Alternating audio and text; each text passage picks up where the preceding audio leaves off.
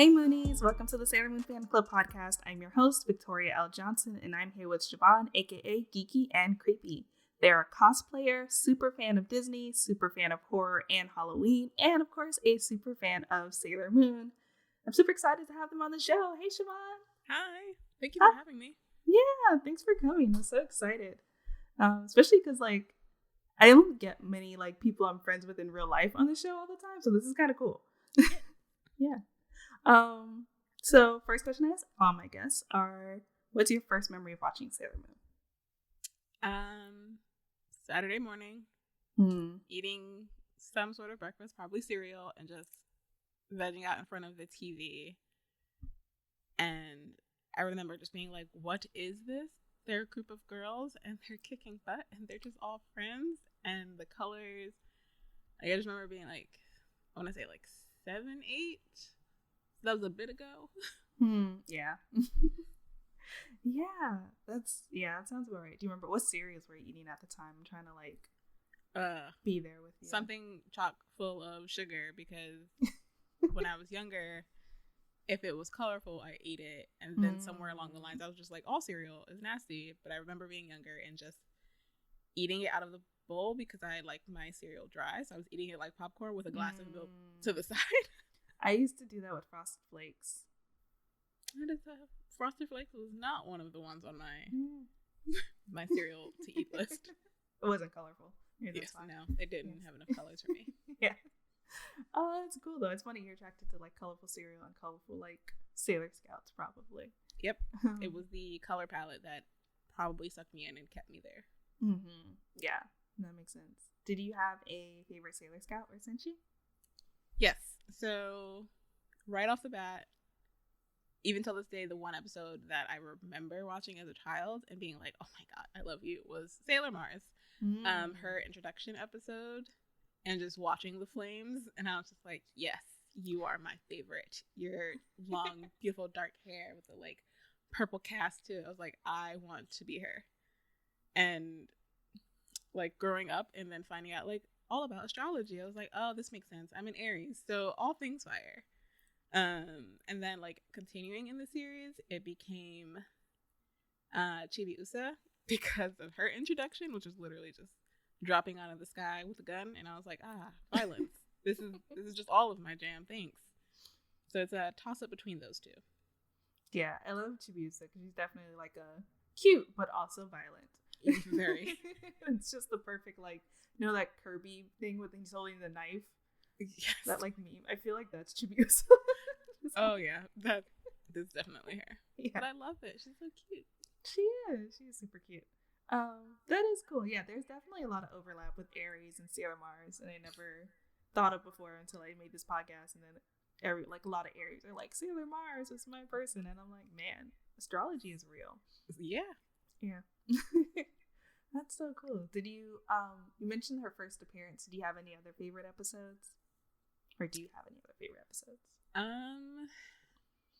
Everybody's sort of intro episode was my favorite because they did do a lot of this is just about them and then how they interact with the others. So it was I like world building, so the fact that we got to see how they were living and what they did in school, and then how it overlapped as a group. I just liked each of those episodes separately. And then of course later on in the series we do still see them pair off and have individual moments, but it was just all the intro episodes are my favorites for every character we get introduced. Later on when we get all the stars and the rest of the planets, I was just like, oh, I just love all of you separately. And then when you come together, I'm just like, damn, this is the mega group that I want to be a part of. Yes, absolutely. That is how I feel too. And then so you started cosplaying too. When did you start cosplaying, and how did you get into cosplaying? What year is this? So it's 2020. I started cosplaying in 2012, just very casually, once in a blue moon. I'd be like, oh, I want to dress up like this character, but it wasn't, oh, I want to make this, I want to craft this, I want to take pictures and try to emulate what's happening in whatever scene that I pulled the costume from. That didn't happen until around 2014. And then I was like, oh crap, I should probably learn how to sew or something. And then I realized that's not for me. I just like crafting props and painting. So I just started paying other people to make my cosplays. But what really did it for me was when I got to do Kelly Sue DeConnick's Bitch Planet. One of those cosplays, and it was supposed to be a group of us, but it ended up being me and my friend Robin. And I was just like, this comic is who I want to be. This character is who I want to grow up to be eventually. And then I actually ended up on the back of one of the comics, and I was like, oh wow, now I'm a cosplayer. Yeah. And it just kicked off. Yeah, I didn't realize that was something that I wanted for my life until just now. Yeah, see, it was when I woke up, like it was me, Robin, and my friend Pam. We took the photo in a very crowded Javits, but in this little alcove, so it looks like we're in the prison. Oh, right. Javits does kind of look like a prison. Yeah, well, most definitely, especially underneath the stairs. Great for that. Right. Yeah. So we took the photo, and I didn't think anything of it. I was just like, yeah, I'll send it to me. I'm gonna put it on Instagram. And then I like went to sleep after I posted it and woke up to a tweet from Kelly Sue DeConnick, and I was just like, I'm not awake. And I was like, oh, this is real. And then I just text Robin. I was like, check your messages, check Twitter, check Instagram. She's just like, what? I'm like, is this real? This is not a spam account, right? And she's like, no, this is definitely Kelly Sue. And she asked us if she could use it. And I was like, yeah, you can have it. These are your characters. Right. And a couple of months later, somebody sent me a picture of them holding me on the comic. And I was just like, what? Oh my God. This is real. That is super cool. Wait, so which character were you? Because I love Bitch Planet. I've only read the first volume, though, and maybe some of the second. Yes. So, you know the character then. It's somebody who's introduced very early, Camo Kogo. I was going to guess her, because, oh my God. Yes. Yes. Amazing, natural hair, big hair, and is just going around fucking everybody up. And I was just like, yeah, I'm about that life. Oh, yeah. Yeah, she definitely, when I saw her, I was like, I want to be her. Also, shout out to Kelly Sue DeConnick, because she is a Sailor Moon fan also. See? You just all coming out. Yes. I love it. Oh, that's so cool. Man, that's such a great introduction to, like, cosplaying. Yeah. I was just like, oh, this is an easy cosplay I can make. Get some overalls, dye them. I had to hand make the stencil, because I was just like, I don't know what a cry-cut machine is, but I have tape and paper. Right. I'm going to make one. And I made it and was like, here, Robin, here's some white paint. Go use this. But I was just like, this is an easy introduction.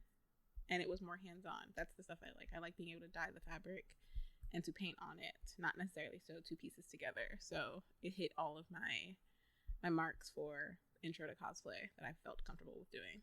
Yeah, that's so cool. Oh, I love it. I love this good story. This may be an overlap because you had such a great introduction, but what's your most favorite cosplay that you've done? Oh, or the one you're most proud of, I guess. Yeah. I don't have a lot. So if I do a cosplay, I like to go all out, and I want all the props, all the hair. Like, if I have to wear contacts, I will go out and find the color contacts, or as close as I can get to that character, and kill myself trying to put them in because I suck at putting in contacts. So I don't have a large portfolio of cosplays, but they are more often than not involved. But my favorite one for this year that nobody got to see, because 2020, is my Geralt the Witcher cosplay. Oh, yeah, I did see that on Instagram. Yeah, that's supposed to be my debut back into con life, because I took like a little break last year, but everything went to shit. 2020. So I was just like, yeah, 2020 was just like, you're not going anywhere ever again. Yeah. But so when COVID kicked off, I had just got my cosplay from the person who made it, and literally all the pieces had just made it to my house, because I was supposed to be going to Seattle for Emerald City. Oh, right. Portland? wherever Emerald City is. I think it's I cannot remember. Seattle. I want to say it. I want to say it's Seattle. My memory is a little fuzzy right now. We'll call it COVID brain. But yeah, so I had just got all my components, my flight. I was testing it, and then they closed the city. I'm just like, you're not going anywhere, right? Ever again. And I was just like, oh, cool. So I'm gonna go behind my building and take pictures. And when I put everything on, like when I put on the last boot and popped in the last contact, I was like, oh crap, you're my favorite. And I don't even get to like wear you outside without looking like a weirdo in New York City. But that is oh yeah, no, I'll fit right in. It'd be perfect right now. Right. But that is like by far my favorite one. Mm-hmm. And then it made me kick off I'm just going to get dressed up in my house for all of COVID. So yeah. It did give me a project. Okay. So. Yeah. Yeah. Well, that's fun. That's been the nice thing. I've been loving to see like your cosplays on Instagram and like your hand painted like jean jackets that I've been. Thank you. Yeah. I'm like, you are doing stuff. Got to just keep making all the things and keeping busy. Mm-hmm. That is cool. Is there any cosplay you still have on your list? And also, I looked it up. Emerald City Comic Con is in Seattle, so we were right. Okay, I was right. Yeah. Yeah. Is there anyone you wanted to do? And have you done a Sailor Scout? Actually, I don't know. So I haven't done a Sailor Scout. I wanted to do, like a based off of Babs Tar, like biker series. Oh, Motor Crush? No. So she did like a Sailor Scout biker series. Oh, I know what you're talking about. Yeah. This is like a couple years old now. Right. So I love that because once again, I'm all about like badass chicks kicking ass, just doing all the things. Mm-hmm. And she was like, I'm gonna put them on motorcycles. I'm gonna give them leather and denim with spikes and studs. And I was like, oh, I own half of this. All I have to do is put on a wig and paint a different patch. Oh, this is great. This is perfect. So it was right up my alley as far as utilizing skills that I actually have and meshing them with cosplay. And I was just like, I can find a motorcycle. I know people with them that I'll hop on one for a prop photo. But I was like, that is still on my list. But I do eventually want to do like a full group cosplay of all the Sailor Scouts in their original costumes. Because those are also just cute. Yeah, it's definitely on my bucket list too. And yeah, I love any alternate Sailor Moon artists, like reimaginings. Yes. This is definitely one of my favorites. And like any like apocalyptic Sailor Moon, or they have like there's one I just found where it's like old French or something like that. It's like the Victorian one? Yeah, the Victorian. Yeah, the comic on Instagram. I've been obsessed with it. I'm like, I need to go through this whole thing because it's addictive and it's great and looks so cool. Funny you mentioned that. I have fallen down a YouTube rabbit hole of Edwardian and Victorian quote unquote historically accurate costumes. And I was just like, this is going to be put to use somewhere. If I can't sew it myself by the end of 2020, I will at least know the proper terminology and fabrics that I'm supposed to be using, as well as the like actual time period it should fall into. So yeah, we're gonna make this happen. That is awesome. And I need all of those YouTube links, or at least the first video that made you fall down the rabbit hole. Yeah, no, you'll also fall down because you're just like, oh, do I want to sew my own chemise? Maybe not. Possibly. But then 20 videos later, you're over here designing a dress. So. Yeah, I mean, I need to, at some point, I want to at least make or pay someone to make a Princess Serenity dress. So yeah, those skills would come in handy. No, that dress, like when I was a young child and I imagined myself getting married in white, I was just like, this is the dress I want. And my mother was just like, yeah, that's like, because of the style growing up from like the 90s and the early 2000s, like those dresses weren't in style. So she's like, you won't actually like this then. And I'm like, nah, I'd still want the cut of that dress. I just probably wouldn't do white. Yeah, no. It's A+, okay? Yeah. It's funny how, I mean, yeah, same thing. Like, I always wanted that dress for my wedding, and like, it still holds up. Yes. And I don't know if it's just like I have like Sailor Moon rose colored glasses on, or if it's like, but it just still looks really good to me. No, it definitely still holds up. First of all, the fashion in Sailor Moon as a whole keeps coming and going in waves, as fashion always does. But I feel like for 2020, especially, at least for the last 2 years, like that entire color palette, literally all the pastels, with some smatterings of jewel tones, and the cuts of the clothes are coming back, like overalls and turtlenecks. 3 years ago, we laughed at somebody with that outfit, but now we're just like, oh yeah, I could see it. Bring back the corduroy, yes. Like everything that Sailor Mars wore, like I just want it all. Like I want my pink overalls. Yeah, me too. I almost bought some because I'm like, that's such a cool casual cosplay. Oh yeah, super easy. Do that. Yeah, it's pink overalls, white shirt, and just like get a bag. Yep, a little briefcase or something. I love it. That's cool. But part of the reason I really wanted you on this episode for this time is because you love Halloween. Yes. And I think that's so cool because I don't know many people who like love Halloween as like their favorite holiday, and I'm starting to learn that there's more people. Oh, but we're out there. Yeah, I believe it. I totally believe it. There should be a Halloween fan club podcast. But yeah. So when, I guess first thing is like, when did you realize you were like a big fan of Halloween, and like what do you think kind of like made you love Halloween so much? So I guess it crosses back over into cosplay. Before I knew what cosplay was, I just wanted to dress up all the time. I was that kid that you put on your costume October 31st, but I didn't take it off until like November 5th when my mother was just like, you can't wear this anymore. It has to go in the garbage or it has to go in the wash. Pick one. Right. Like I would just want to put my costume back on after school every day. But I couldn't wear it until Halloween, so I had to wait. And then as I got older and I got introduced to conventions, I was just like, people get to dress up all the time. Right. But for me, Halloween isn't just on the 31st. It's literally October 1st. October 1st is the first day of Halloween. And I love the decor that comes out that I just use every day in my home. So I love the fact that the rest of the world is now getting hip to the things that I love. So it's like when it comes around in like September, I'm just like, yes, Halloween is approaching. Everybody starts to put out all the stuff that I love all year round. So it's just like, oh, here, thanks, Halloween's coming. And like, I was like 7 or 8 when I started Sailor Moon, and I was just like, Halloween is it for me. I don't care about Christmas. I don't care about Thanksgiving. I don't care about my birthday. Like, my birthday also falls second to Halloween. It is that serious. Yeah.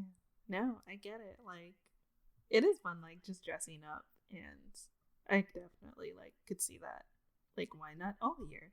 Yeah, exactly. But I also like the creepy aspects. It's because it's when the rest of the world is on the same page as me, so I look less weird.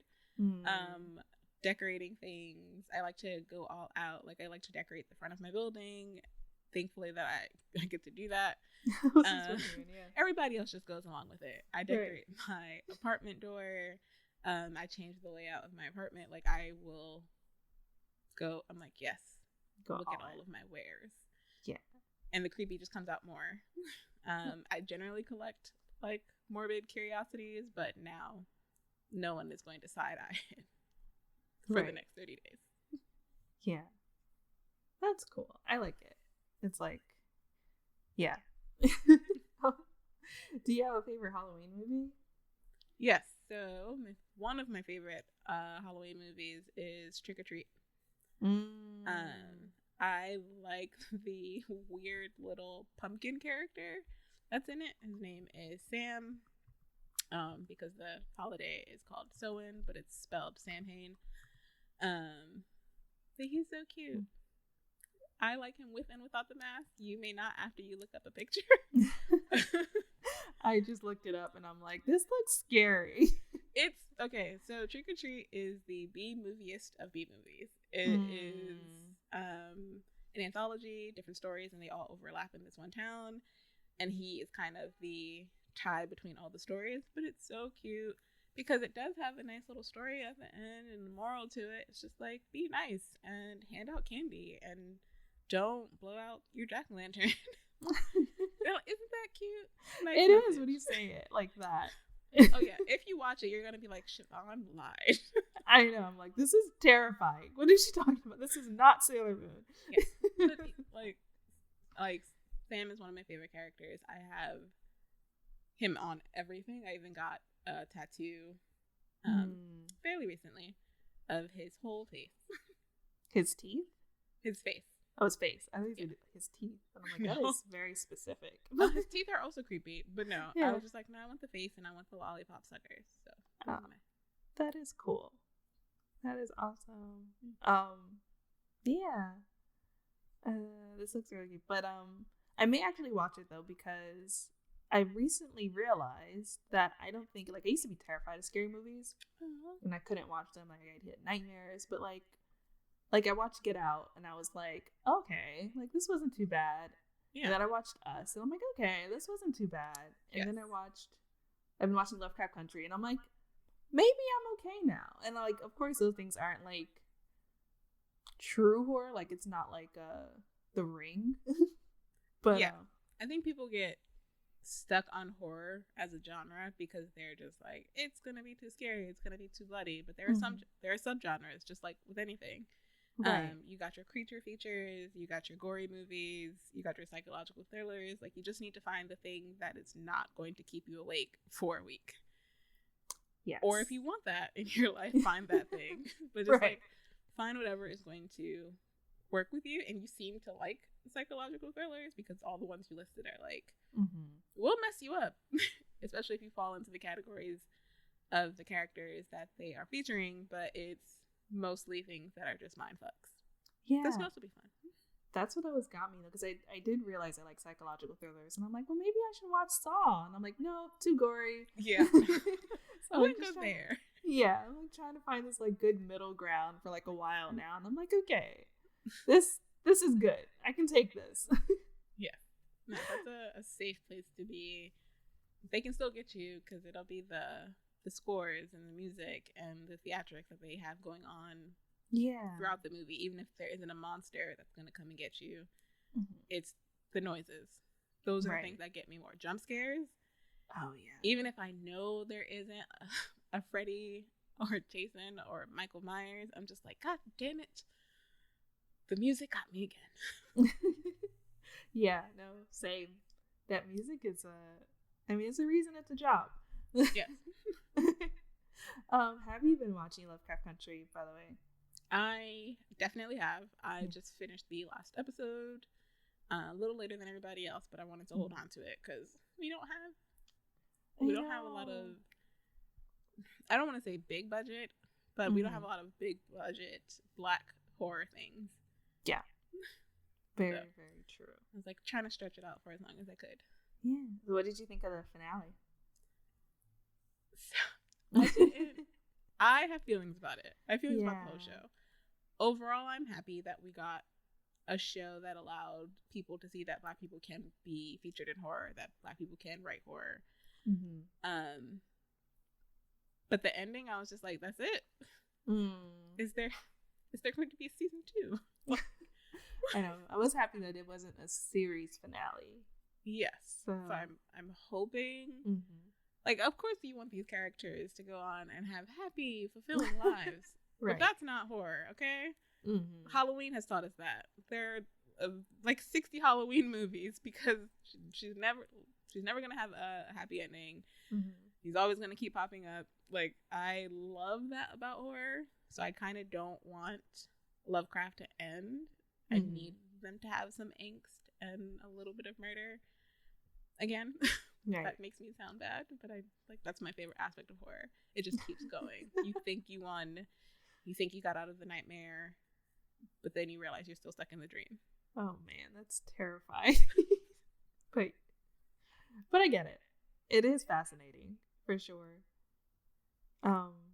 So what's one thing you liked and one thing you didn't like? I guess I should say. I do love the range of actors. historically, Hollywood does this thing where they make sure the darkest person is no darker than a paper bag, right? So yep. I'm glad we had a range of skin tones and body types. But then the thing I don't like about it is how they treated those darker characters and the bigger bodies, and the other marginalized folks within the Black community. So it's like, yeah, you included a range of Black to showcase like all of the levels that we are, but then you did the thing that white Hollywood still does, which is take those same characters and you don't flesh out their stories as much, or you just use it as a diversity mark to tick off. Yeah, I'm guessing you're talking about like Ruby and Dee. Yes. Like, I get that Dee wasn't originally meant to be one of the like core group, but at the end of the day, it's literally a family of people, and they just kept forgetting her. But I guess if you've grown up in a family big enough, you know that actually does happen to the younger folks. Like, yeah, if the age gap between the middle child and the youngest person is that far apart, you do just kind of get lost in the sauce. So that is a little bit realistic.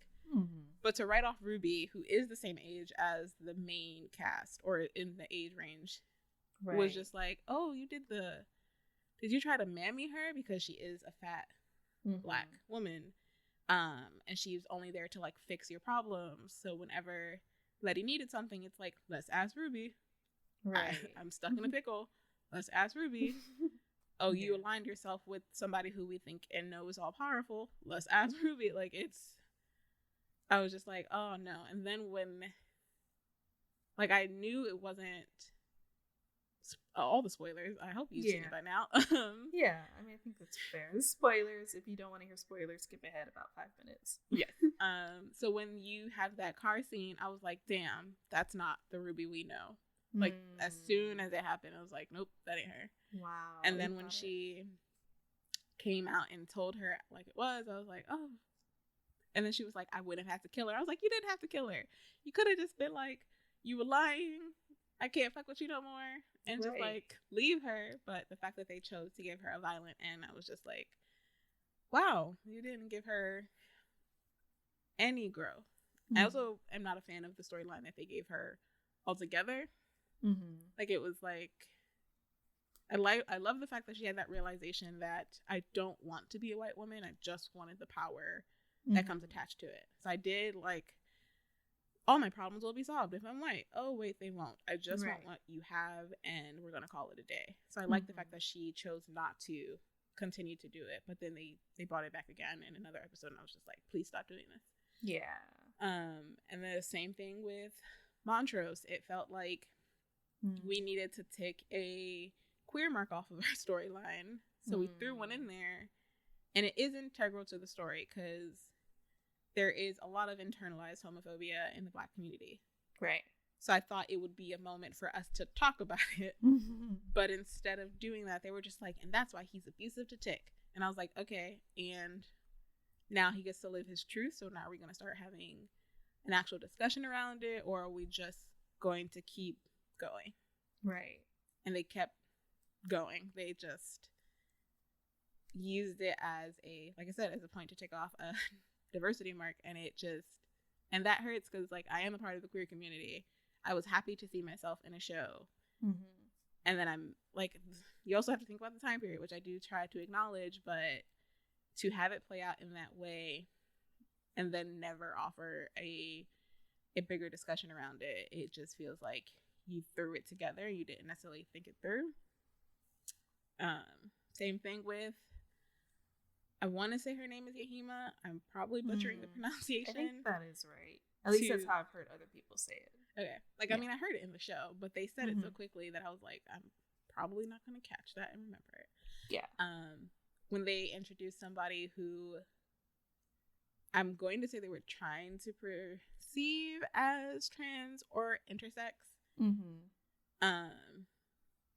So it's like you introduce this character. I'm like, yes, we're talking about Indigenous folks and how cis is definitely a terminology that we use to apply, but it didn't always apply to everyone, regardless of what century we lived in.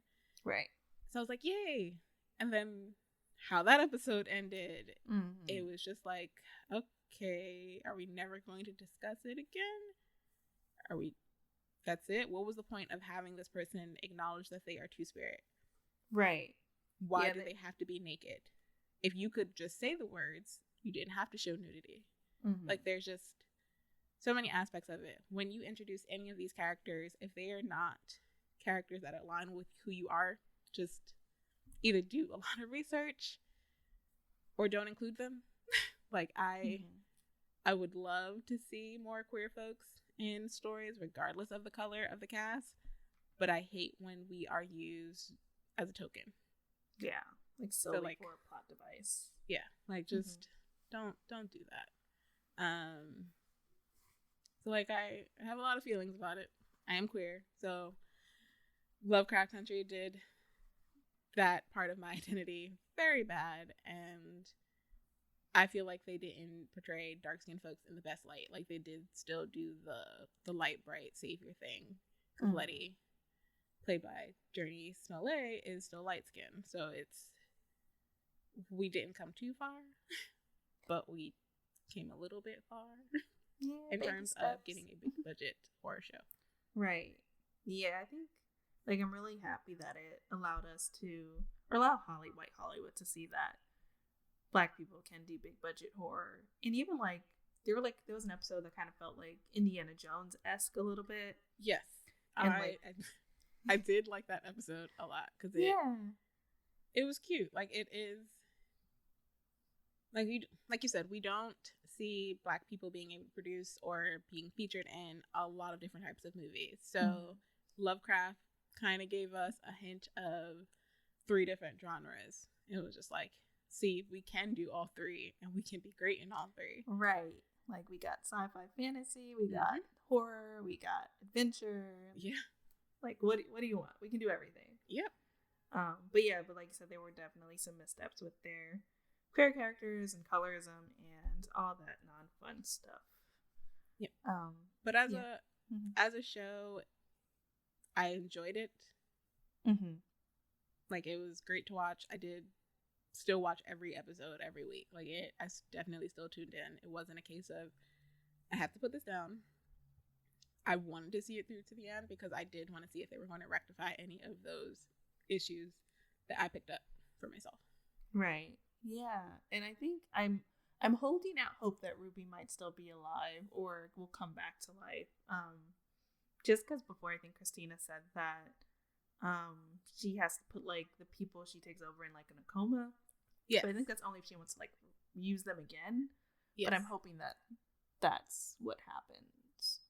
Yeah. I'm not hoping that's, And that could be a great season 2 opener because that would be great. Apparently every white person is stripped of magic, but now you have this Black woman in a coma.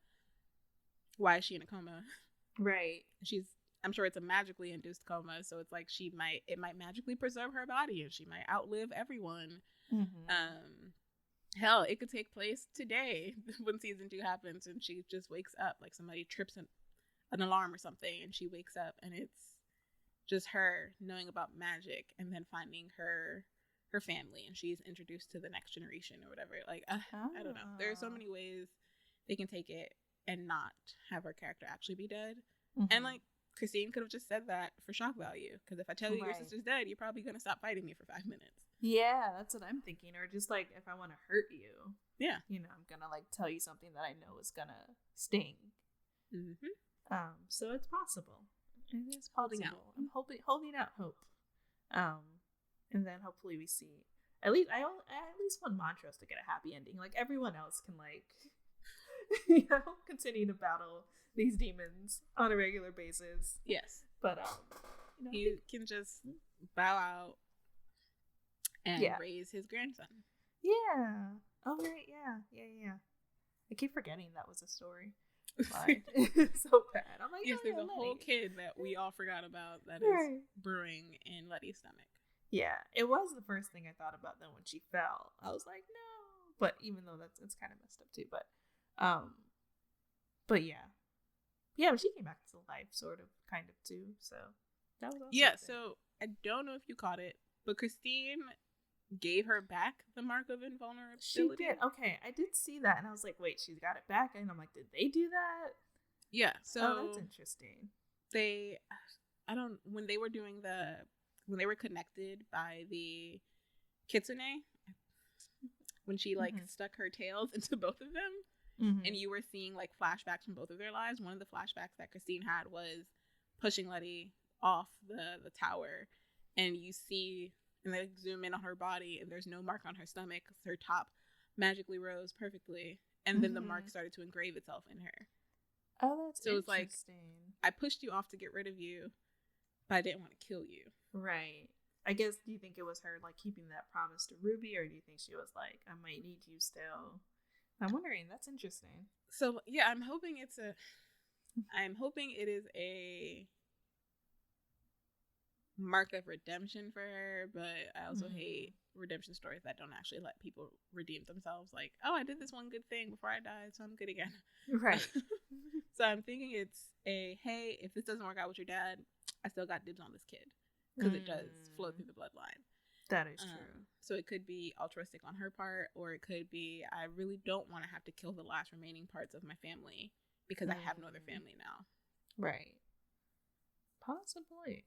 Yeah, I did not notice that. I did notice that she had the mark back, but I was just like, when did this happen? So, cool. Man. Well, yeah. Lots of feelings. Yeah. I have a lot of feelings about Lovecraft Country. I do enjoy it. Like I said, I'm excited to see what other doors will be opened for Black folks just around the world, as far as other people being introduced to Black horror this way. Like, Black people aren't new to horror. We've had things like Candyman. Right. We've had Tales from the Hood. So it's like, we know we can do Black horror, but we need the world to see that we can do Black horror. Yeah, especially since I think, at least more like early 2000s, more like Black horror has been more comedy, in a way. So I'm glad we're seeing like true horror, or true sci-fi fantasy. Yeah, that's cool. So something a little more funner. If you had to choose to see, well, either I give you two options. Say that since you go up against Freddy, Jason, or Mike Myers, who do you want to see them go against, and like I guess both, and who do you think would make it? Like you said earlier, if they didn't have their powers. This was before the recording. Okay. So if they didn't have powers, I feel like most of them would die. I feel like Jupiter would. No, I'm saying most of them. Oh, most. You did say most. I'm sorry. Yeah, no, not all. So most of them might catch it. Like, I love Usagi, but as the crybaby, she'd be the one that gets you caught. True. And then, of course, the person that gets you caught either dies in your place and you're allowed to run and kind of use them as a scapegoat, which sounds mean, or they are the person that ends up making it to the end, and you're just like, how did you make it? And you realize that they got everyone else around them killed. Because sounds right. The one thing about horror that everyone forgets, it's not forever. Every horror movie has like an endpoint for that character. They can't be up past sunrise. They only feed every 28 years or something like that. So it's like, you just got to make it until something. And I feel like Usagi would make it just because she's a crybaby. But if we were talking about like brute strength, I do want to say Jupiter, but I'm obviously going to say Mars. I was thinking that too. I mean, she definitely has the best skill set for something that's like, supernatural. I also feel like she's more, obviously because of her background, but I also feel like she's more cutthroat, whereas Jupiter, it's just like, I'm strong, but I don't want to always be seen as strong. So like, whereas Mars is like, I'm going to kick all of your asses. Yeah. And you don't think I can. I think you're right, actually, on that. Yeah. Thank you. I've had 30 minutes to think about it. So who would you want them to go up against of those three? Or even like another classic villain? I would want to see them go against Jason. Just because I don't know if you've watched either like any of the Jason movies or any of the Michael Myers movies, but we all know they do the thing where they speed walk and somehow always catch you. I hate it. That is the one thing I hate in horror movies. Because it doesn't matter how fast you run. It doesn't matter how good your stamina is, because they're just always behind you. So I don't want to see them go up against that. There's just like magical teleportation move that they all seem to have. Right. But yeah. That would be good. I was leaning towards Freddy only because, Sailor Moon Usagi, Serena, loves sleeping. So I just would be just really curious to see how that like plays out. Okay, well, if they're going against Freddy, she's definitely going to be the first one that gets sucked in, because she is always sleeping. It would be while they're studying together. She passes out, and then they notice she doesn't wake up even for dinner, and they're just like, what's going on? Yeah, she'd be the first to go. And then they pull her in. Yeah. Like, they all get pulled in. Yeah, no. Yeah.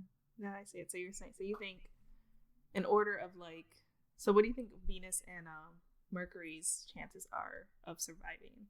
Okay, so I think Usagi has a chance of going first, getting killed first, and making it towards the end. So she's just that person who could be either or. Right. Mars would be my pick for somebody who just made it straight through the end. I want to say followed by Venus, and then Jupiter, followed by Venus, and then Pluto, and then Jupiter. I'm sorry to put her so far at the top of getting killed first, but I feel like because it would be I'm fighting for my friend, as people get picked off, her will would be diminished. So like to see Usagi, who's like in my eyes is the person that obviously ties them all together and keeps them going, is a huge motivator for all of them. To see her go first, Jupiter might be like, holy crap, no, I can't do this.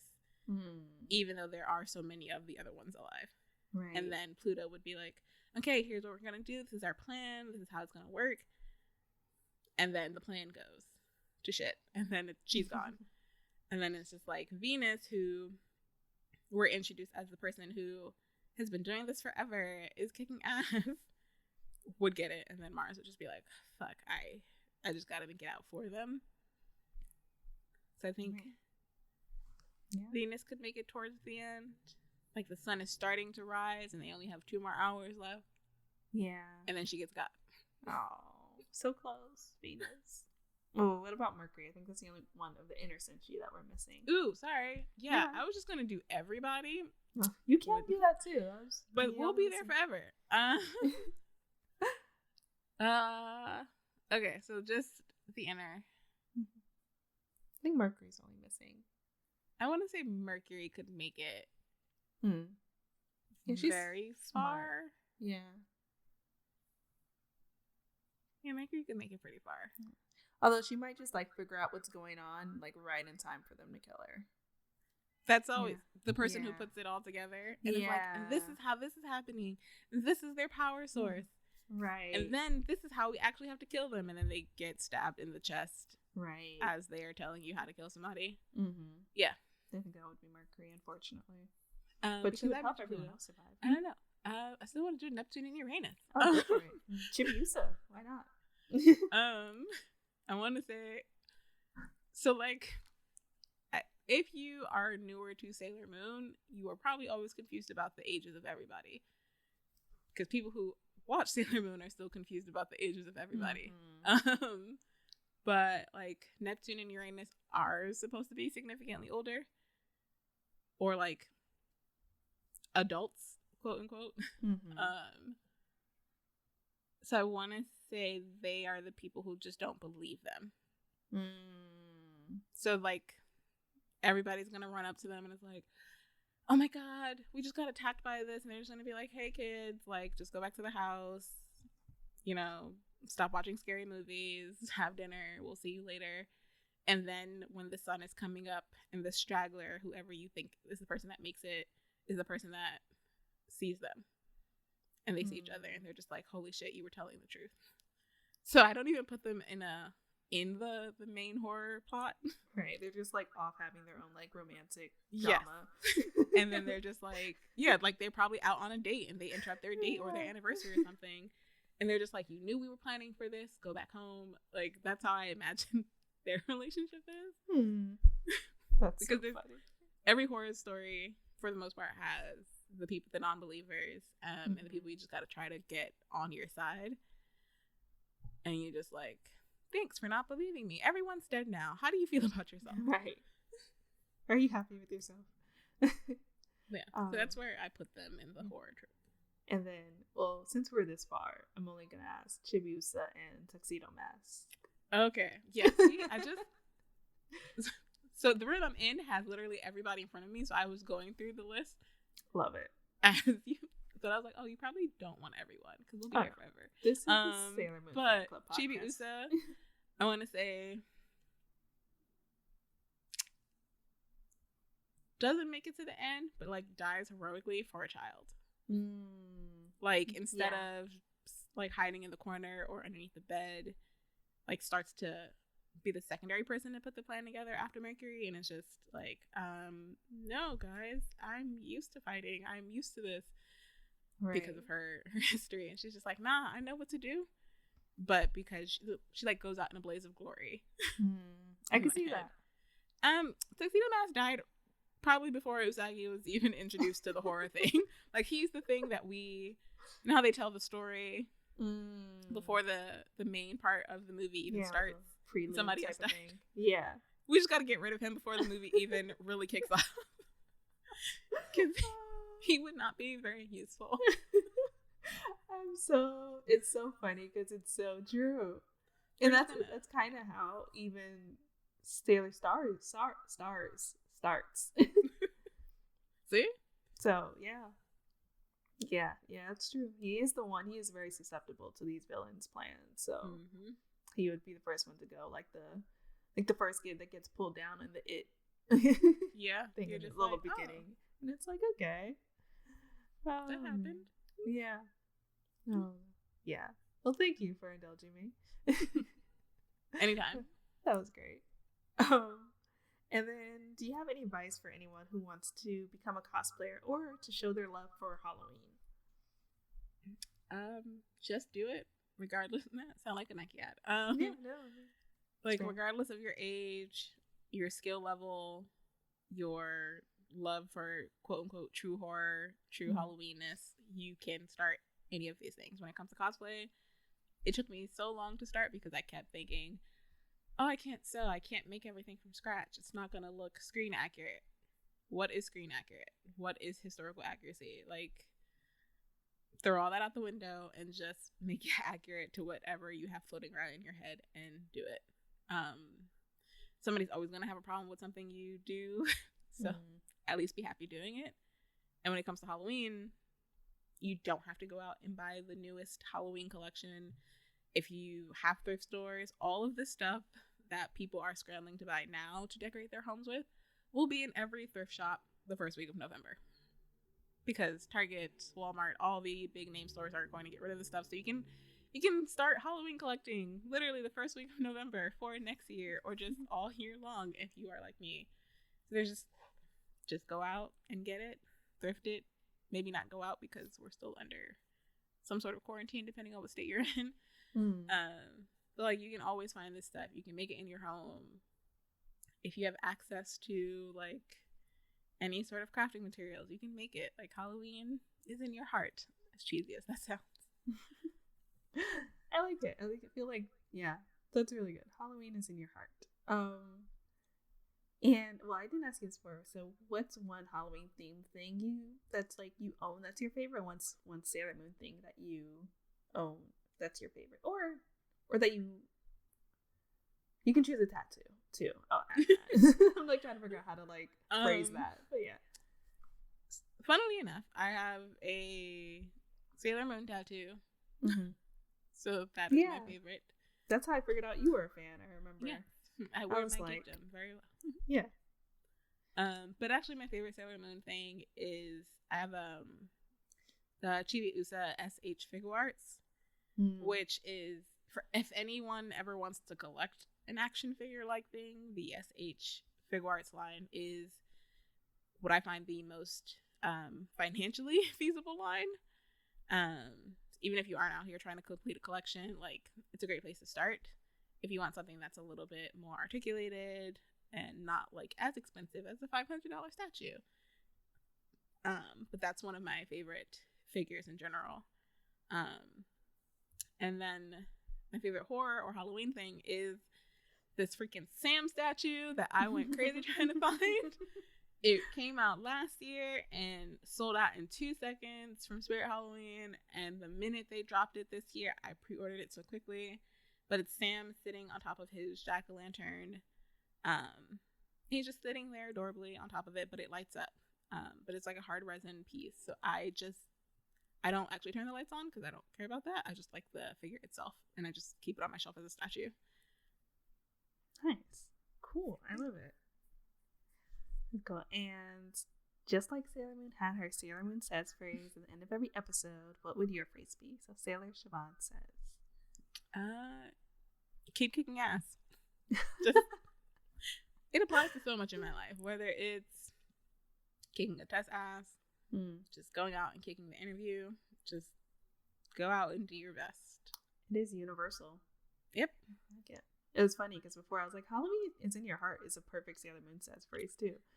Yes, but I'm like a bit more violent in my day-to-day life. That sounds bad, but I whenever it comes to telling somebody to do something, I'm just like, yeah, go and fuck it up.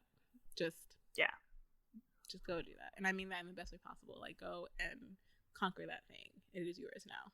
Yeah, keep kicking ass is something I actually say every day. Perfect then. And then what is next for you and where can people find you? Well, lately I've just been crafting a lot because we're stuck indoors. So you can catch me crafting on my Instagram at GeekyAndCreepy, and just come hang out with me, make a thing, show me your cosplays, or show me whatever cosplays you want to do. Even if you have no idea where to start, I will help you with my meager experience. Yes, and then I look forward to seeing those Victorian, Edwardian pieces. I'm telling you, the minute I'm like, look at my new sewing machine, look at all this fabric, you know it's coming. Okay, I'll be watching out for the Instagram stories. Like, all right, she's got some tool. Once again, I'm Victoria L. Johnson. You can find me at Miss Old School. It's Old School with the K on Twitter and Instagram. And you can find the podcast Sailor Moon Fan Club at Moonies Club and Moonies Club on Moonies _ Club on Instagram and Moonies Club on Twitter. And we also just did a panel on Revolutionary Girl Utena. It's on our YouTube channel, so if you want to check that out, if you love Utena, it was a really great panel with Princess Weeks from the Mary Sue and Brianna Lawrence, who wrote a Magical Girls series called Magnifique Noir. And I'll drop the link in the description too. And thanks so much, Chavon, for coming on the show. Yeah, anytime. Yeah. Thanks for having me.